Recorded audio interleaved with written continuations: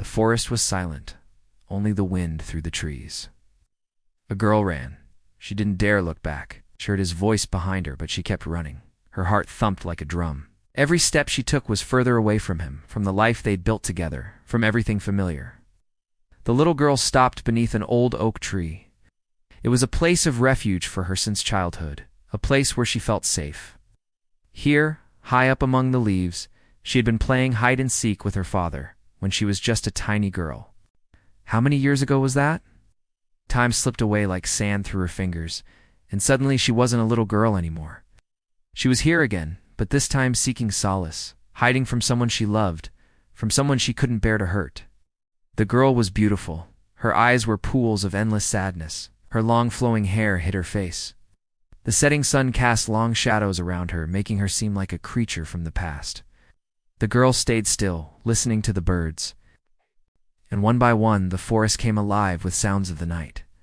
But the sounds didn't comfort her. All she could think about was how he must be searching for her, looking for her with those intense eyes that saw right through her.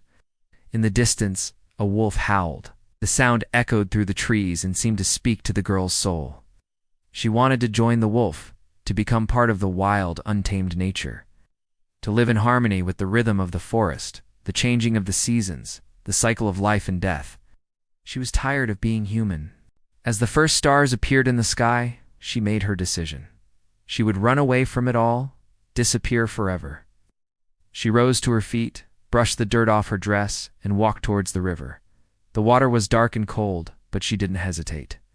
She stepped into the current and let it carry her away. He found her at the edge of the forest. He called her name, his voice breaking. He searched everywhere, behind trees, under bushes, in places where she used to play as a child. His heart was a drum in his chest, beating a sad, lonely tune. He looked up at the sky, the same sky they had shared so many moments under, and he whispered, "Where are you?"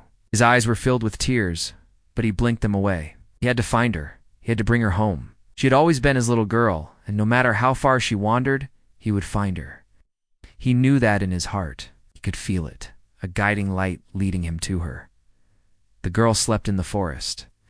The river had brought her to a clearing, and there she lay under the open sky, surrounded by tall trees.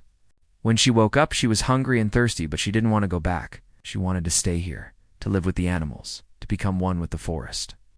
As days turned into nights, she learned the language of the birds, the whispers of the trees.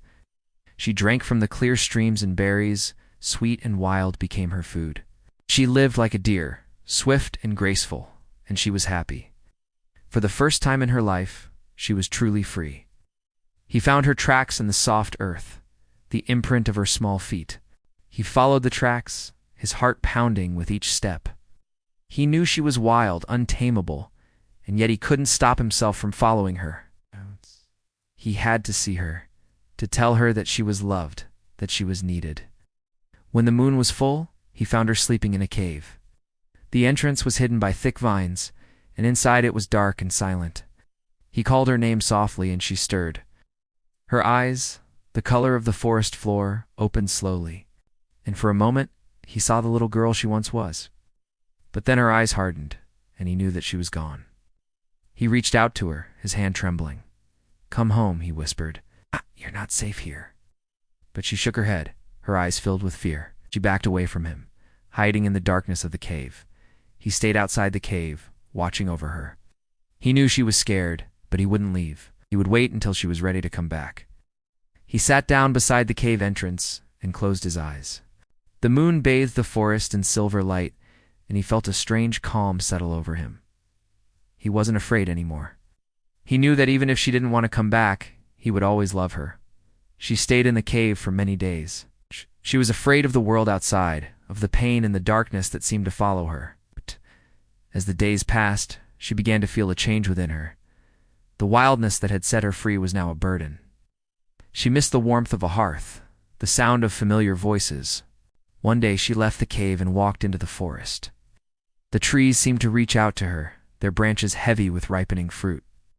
She picked the fruit and ate it, its sweetness exploding on her tongue.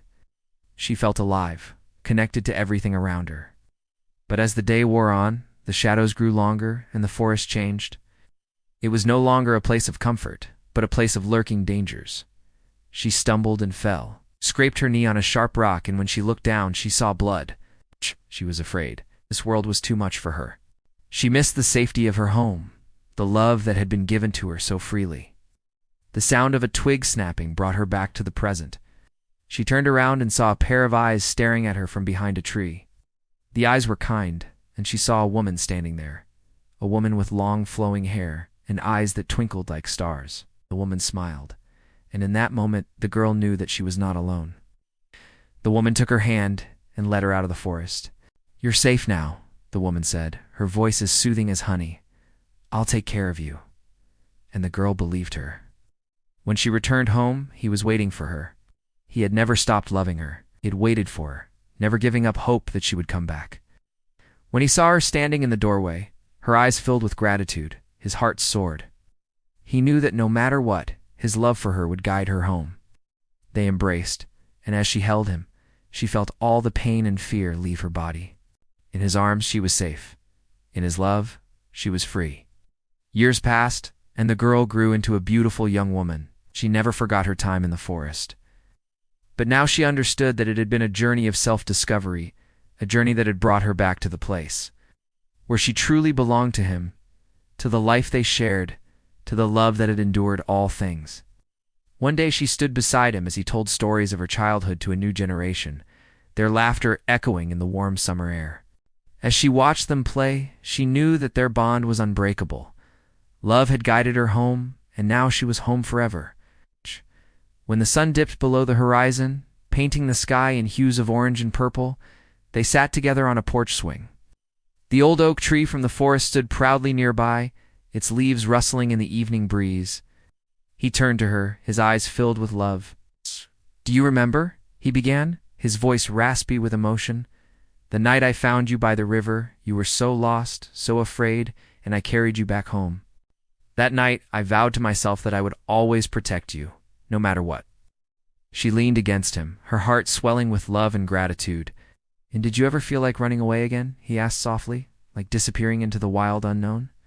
She shook her head, her eyes shining with unshed tears. "Yes. Never," she whispered. "Never without you."